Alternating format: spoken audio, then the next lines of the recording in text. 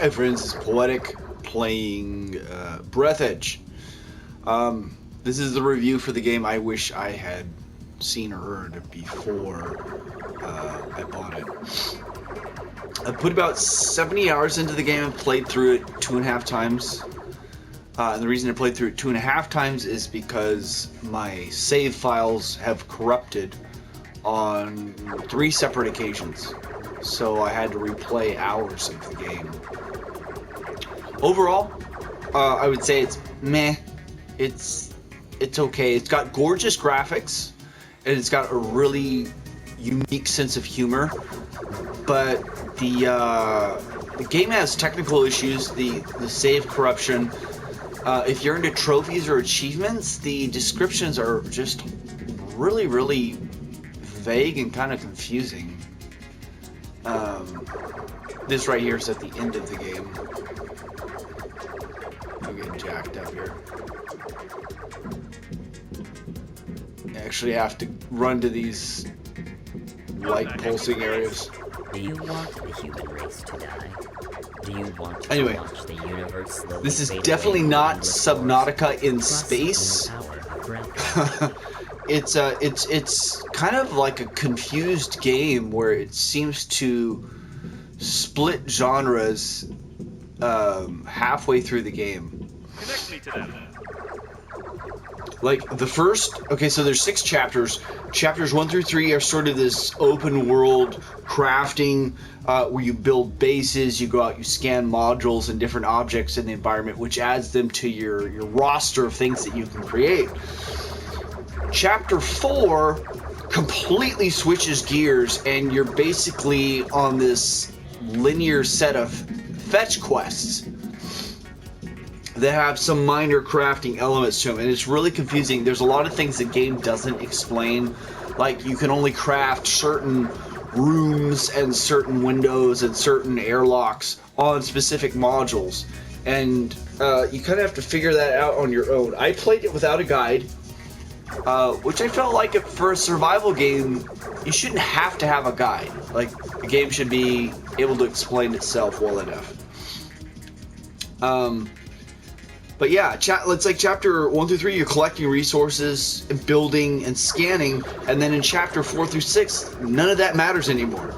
You can't craft anything in open space, and since you're unable to exit your ship unless you are docking at the airlock of an existing structure, you're basically unable to craft anything in the open world anymore.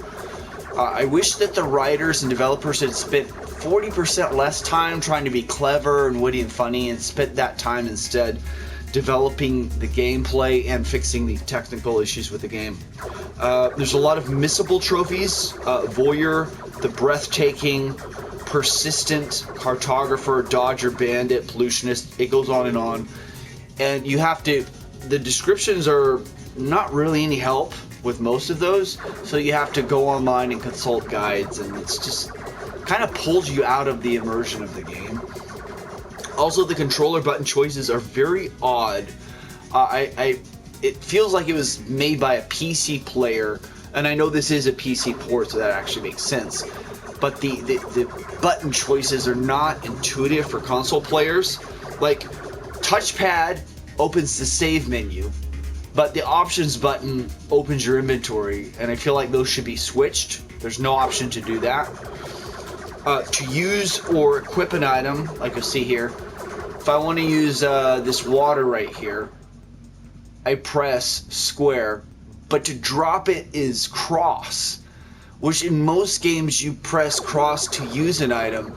So if you're in outer space and you accidentally press cross, like say you need to use change your spacesuit, you'll actually drop your item into a free float in outer space, and it can be problematic to try and find it again. So I just thought that was really odd. Again, like, to drop an item is cross, to equip an item is or bind it to a slot is circle. I feel like that should be changed. And within the settings,